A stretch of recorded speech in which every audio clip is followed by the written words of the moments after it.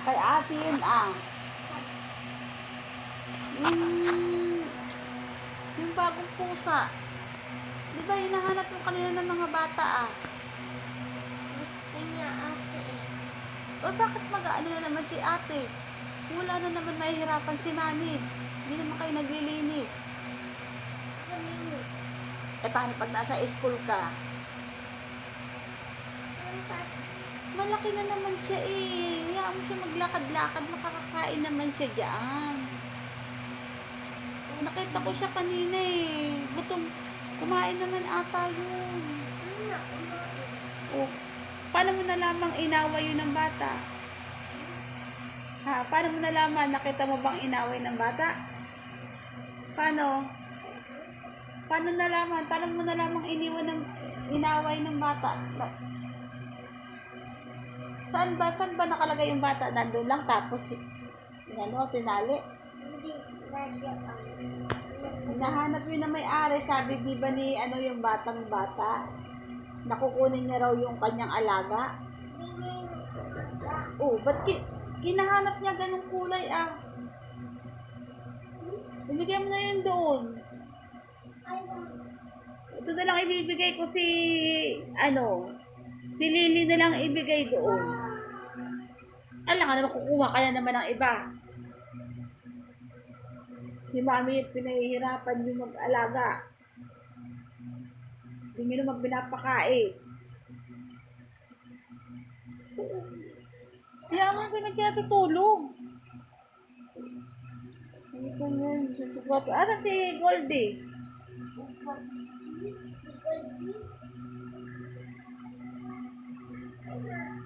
Ha? Kaya mo na anong ginagawa ni Goldie?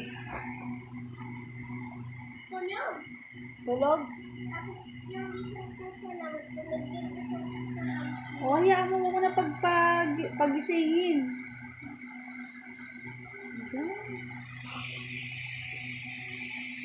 Nahanap na naman ng alaga. Diyos mo dahil, hindi mo malaman kung ano man dapat gawin sa mga batang ere eh.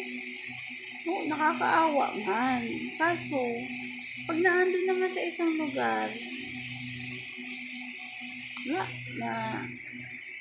stress ko pa yan, huwag ganyan. Huwag ganyang, ito nga si Lily. Gustong-gusto lagi nakasiksik. Ginawa na ata akong nanay. Dito. Noon, ako nag-aalaga ng mga kapatid kong sumunod sa akin. Kasi ako yung pinaka-ate. Tapos ang sumunod sa kanya ay, tawag doon, ilan sila? Apat ang sumunod sa akin, sunod-sunod. Inalagaan ko. Oo, kahit na. Ngayon, yung lumaki sila, nagkaroon ng mga anak. Nag-alaga din ako. Dito, oo, napakahilig ko sa bata.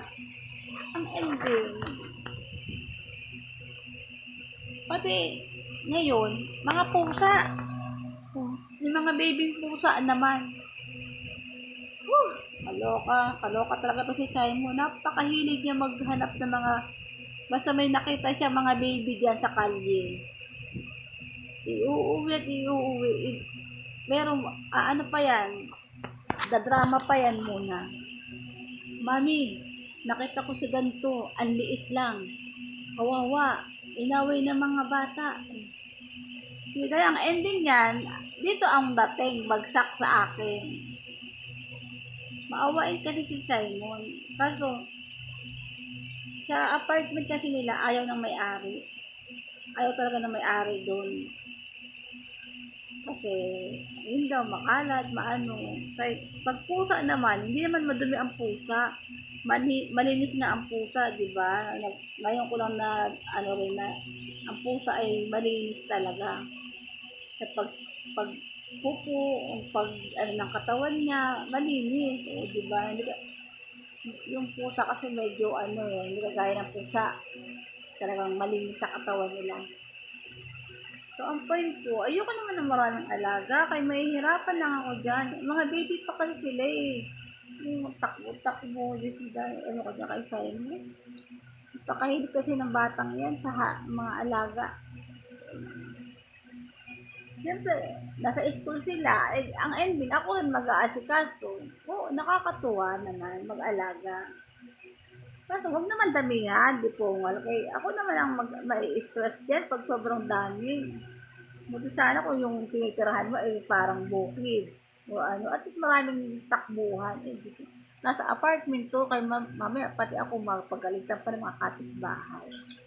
Nakakaloka. Dahil na nga sa inyo, kay alaga ko. Ayon-ayon ng maingay at malikot kay naggising siya. Di po nga, problema ko pa yun. Yung bay na nga muna sa inyo. Kausapin ko muna si Simon, baka mamulot na naman ng mga pusa at sa kami naman ibigay. Okay lang pakainin, wag nang idampot sa akin. Okay, bye.